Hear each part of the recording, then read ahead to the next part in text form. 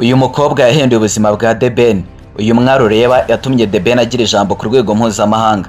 Akazi bakoranye mu 2016 niwo musingi wa byinshi The Ben afite kugeza aya magingo, ariko si uyu mukobwa we ubarihe akora iki ni mu ntoki. Ubusanzwe amazina yiswe n'ababyeyi ni Lisette de Jesus. Yabonye izuba mu mwaka w'1997, bivuze ko afite imyaka 29 y'amavuko. Ni umukobwa werekana imideri akayihanga, akaba umunyabugeni mu gushushanya akoresheje amarangi, ndetse akaba n'umukinnyi wa filime ubifatanya icyarimwe no kuziyobora. Lisette avuga ku babyeyi bakomoka muri Puerto Rico, gusa akaba yarakuriye muri Leta Zunze Ubumwe za Amerika mu mujyi wa New York.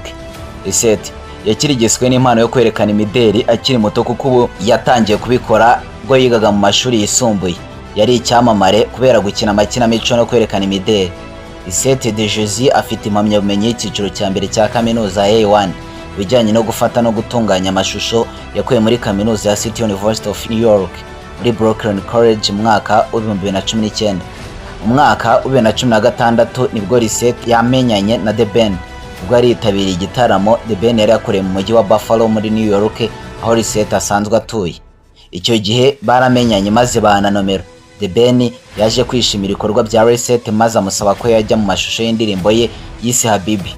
Lisette wari ufite imyaka 19 y'amavuko icyo gihe yaje kubyemera, maze akurikira ifatwa ry'amashusho y'indirimbo Habibi, aho ryayoboye na producer Cedru umenyereye mu gufata amashusho y'indirimbo z'abanzi nyarwanda bakorera umuziki muri Leta Zunze Ubumwe za Amerika. Nyuma yo kugaragara mu mashusho y'indirimbo Habibi, Lisette de Jesus yakomeje ubuzima busanzwe, aho kuri ubu ngubu atuye yitwa Buffalo.